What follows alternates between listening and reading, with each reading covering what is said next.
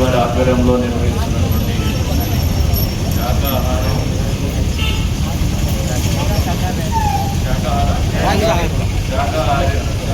Rally రోజున కదిరి నియోజకవర్గంలో చేసినటువంటి సందర్భంగా వాళ్ళు ఇక్కడ దాకా ఒక స్ఫూర్తితో ప్రజల్ని చైతన్యపరచాలనే ఆలోచనతో బయోడైవర్సిటీని కాపాడాలనే ఆలోచనతోనే కార్యక్రమం నిర్వహిస్తున్నారు. వారికి మనస్ఫూర్తిగా కదిరి నియోజకవర్గ ప్రజలందరూ అభినందనలు చేస్తున్నాం. ఏదైతే వాళ్ళు ఆలోచన చేసి ముందుకు తీసుకుంటున్నారో ఈ సిద్ధాంతాన్ని అందరూ పట్టించుకోవాలని, ఈ భూమి మీద పుట్టినటువంటి ప్రతి జీవి కూడా, ప్రాణం ఉన్నటువంటి ప్రతి జీవి, చాలా ఉన్నటువంటి జీవి కూడా బతకడానికి మనం అవకాశం వల్ల ఒకరు ఆహారంగా తీసుకోవద్దనే ఆలోచనని అందరూ పురస్కరించుకోవాలని చెప్పి కూడా తెలియజేసుకుంటూ వారు ఏదైతే ఈ కార్యక్రమాన్ని నిర్వహిస్తున్నారో కార్యక్రమం కూడా అహింసాయుతంగానే మహాత్మా గాంధీ చూపించినటువంటి సత్యాగ్రహి పాటించాల్సినటువంటి నియమాల్లో ఒక నియమమైనటువంటి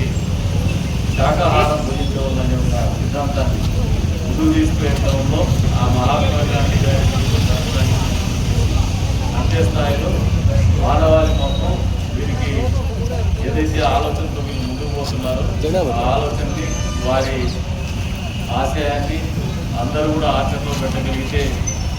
అసలు యుద్ధాలు ఉండవు, గొడవలు ఉండవు, అక్రమంగా కలేబాలకు పశువులు తరలించేటువంటి వ్యాపకాలు ఉండవు. అంతేకాకుండా మనిషి ఆలోచన విధానంలో కూడా ఒక రకమైనటువంటి శాకాహారాన్ని ప్రస్తుతంగా కనపడేటువంటి పరిస్థితి ఉంటుంది. కాబట్టి శాకాహారం గురించండి, అన్ని జీవరాశులను కాపాడండి, తద్వారా బయోడైవర్సిటీని మెయింటైన్ చేయండి అని చెప్పి మనస్ఫూర్తిగా ఇంకొకసారి పిలుపునిస్తూ ఏదైతే పిఎస్ఎస్ సంస్థ వారు నిర్వహిస్తున్నటువంటి కార్యక్రమానికి మరొకసారి అభినందనలు తెలుపుకుంటూ వాళ్ళ విజయపదంలో ముందుకు పోవాలని చెప్పి కూడా కోరుకుంటూ ఆ లక్ష్మీనరసింహ స్వామి వారి ఆశీస్సులు